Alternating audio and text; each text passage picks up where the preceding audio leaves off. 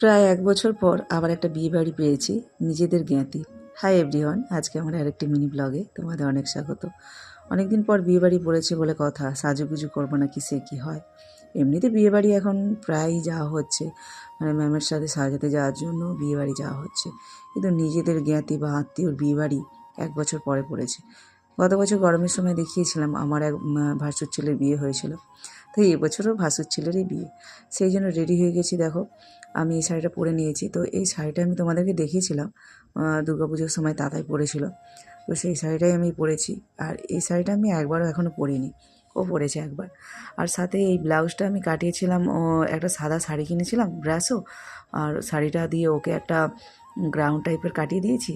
তারপর যে ছিটটা বেশি হয়েছিল সেটা দিয়ে আমি ব্লাউজটা কাটিয়েছি। ভালো হয়েছে না? আর এই শাড়ির সাথে বেশ ভালোই লাগছে।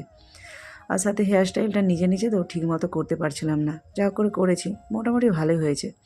আর শেষে দেখো আমি একটা ফুল লাগিয়ে নিলাম, আর এই সাদা ফুলটা বেশ ভালোই লাগছিল, একদম ম্যাচ করে গেছে এর সাথে। এবারে পুরো ভিডিওটা একসাথে শেয়ার করব না, অনেক বড় লং হয়ে যাবে, কেটে কেটে শেয়ার করবো তোমাদের সাথে। আমাদের টোটো আসেনি, আমরা এখানে দাঁড়িয়ে আছি।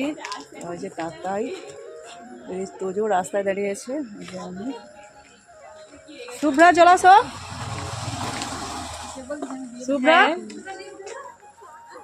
কোথায় গেল? ওই যে শুভ্রা আর একজন দাঁড়িয়ে আছে, পরে যাবে। বিয়ের অনুষ্ঠানটা হচ্ছে একটা লজে, তো লজটা আমাদের বাড়ির থেকে দূরে নয়, সামনে, তারপরেও কেউ হাঁটতে চাইছে না, মানে এত সাজুগুজু করে কেউ হাঁটতে চায়, সবাই টোটোয় করে যাবে। তো বাকিটা পরের ভিডিওতে শেয়ার করবো। তো চলো টাটা, সবাই ভালো থেকে দেখা।